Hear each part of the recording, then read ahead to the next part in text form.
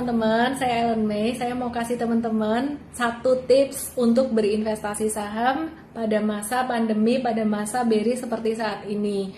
Nah, yang pertama nih ya, banyak banget di antara teman-teman semua yang nanyain tentang saham BBRI dan juga saham BBCA. Saham-saham perbankan ini udah turun lumayan dalam nih ya. Jadi kalau BRI sendiri ini udah menyentuh level terendahnya tahun ini di angka 2240 dan koreksi harganya juga udah mencapai sekitar 50%-an. Demikian pula untuk saham BCA itu udah turun sekitar 30%-an untuk tahun ini dan valuasinya juga lumayan terdiskon banget gitu. Terus gimana dong strategi belinya? Sementara itu saham-saham consumer goods, consumer staples seperti contohnya Unilever ini masih bertahan dan malah cenderung naik hari ini. Jadi apa yang harus kita lakukan sebagai seorang investor saham dan juga sebagai seorang trader saham? Pasar saham IHSG masih akan kemana? IHSG ke depan masih akan terkoreksi, masih akan turun ya. Saham-saham perbankan ini juga masih akan turun. Saham perbankan, BCA, BRI, Bank Mandiri ini adalah saham-saham yang punya kapitalisasi ukuran yang sangat besar sekali sehingga ketika dia turun akan mempengaruhi laju IHSG ini juga turun juga karena bobotnya dia besar. Apa yang harus kita lakukan saat ini? Bagaimana caranya supaya kita bisa bijak di dalam berinvestasi baik saham perbankan maupun saham yang lainnya? Yang pertama adalah nomor satu banget tetap ya, saya akan ulang-ulang terus, uang nganggur, duit nganggur, jangan duit dapur ya. Jadi duit nganggur itu Anda persiapkan setahun ini mau berapa? Oh contoh aja ya, saya kasih contoh misalkan Anda punya 100 juta. 100 juta ini buat investasi jangka panjang. Ini beda lagi urusannya dengan yang trading. Nah, untuk investasi jangka panjang 100 juta ini mungkin Anda bisa bagi menjadi beberapa saham. Kalau Anda mau berinvestasi jangka panjang, saya sarankan pada saham-saham berfundamental bagus ya, dengan kapitalisasi terbesar yaitu yang seringkali disebut saham-saham blue chips ya.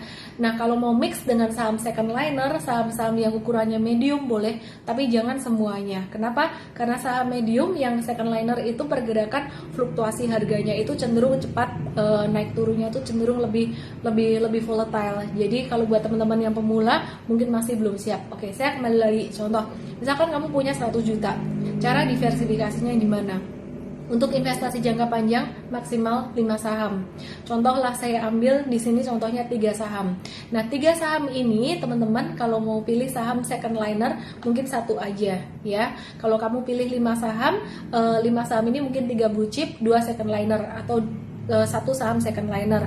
Nah, untuk saham-saham blue chip ini teman-teman dan juga saham second liner ini teman-teman pilihnya sebaiknya dari sektor yang berbeda-beda ya.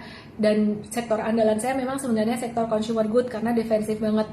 Cuman kalau mau pilih 5 sektor yang berbeda yang masih sama-sama defensif ya, mungkin Anda bisa pilih nomor 1 consumer good itu Unilever, boleh pilih Unilever atau Kalbe Pharma atau Indofood atau ICBP, boleh pilih salah satu. Terus kemudian untuk sektor yang lainnya teman-teman bisa pilih perbankan. Kenapa? Karena dia punya ukuran kapitalisasi saham besar ya. Jadi Anda bisa pilih BRI atau BCA. Kalau mau yang valuasinya murah bisa BRI atau BMRI juga. Tapi kalau mau yang cepat pulih harga sahamnya tapi valuasinya mahal dan harga sahamnya memang lebih mahal ya, itu BCA. Jadi ini preferensi aja, selera aja gitu.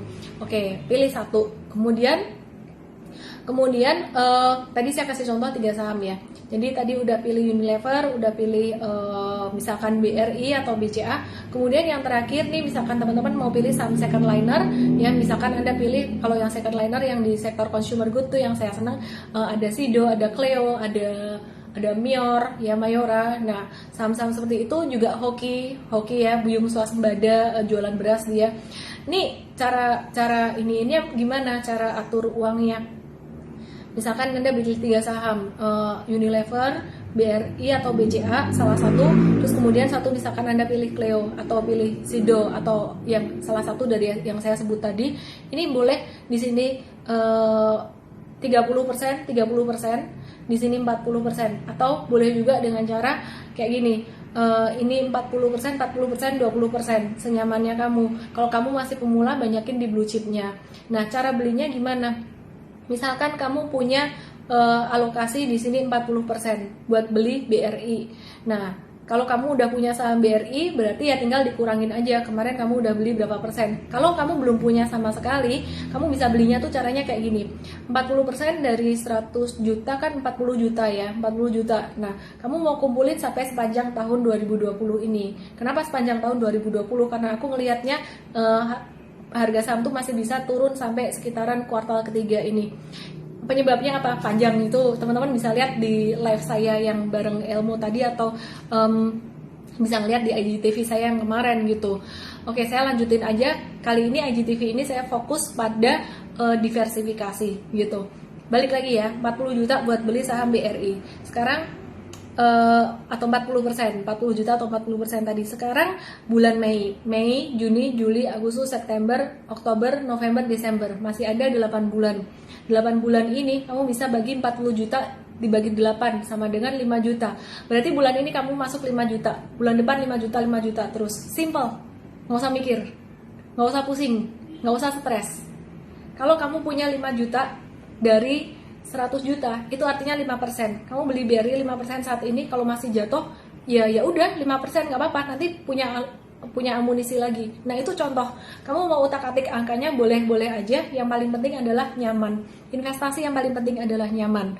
Dan satu pesan terpenting buat Anda hari ini dari saya, karena kemarin saya belajar dari diskusi dengan beberapa teman juga. Tidak semua orang bisa berinvestasi saham. Hanya orang yang memiliki keberanian dan juga keberanian yang terukur, dan dia bersifat proaktif. Proaktif itu apa? Proaktif artinya mengambil setiap tanggung jawab itu dari diri sendiri. Tanggung jawab untuk semua keputusan investasi itu dari diri sendiri. Orang yang proaktif, dia akan mencari cara gimana caranya supaya lebih baik. Kalau sampai dia rugi, dia nggak akan marah-marah kesana kemari atau stres atau menyalahkan market atau menyalahkan pialangnya atau siapapun juga. Orang yang proaktif, dia yang akan bisa berhasil di market karena dia akan memperbaiki dirinya terus-menerus ya. Start small, being proactive, pasti kamu bisa menjadi seorang investor dan trader yang berhasil.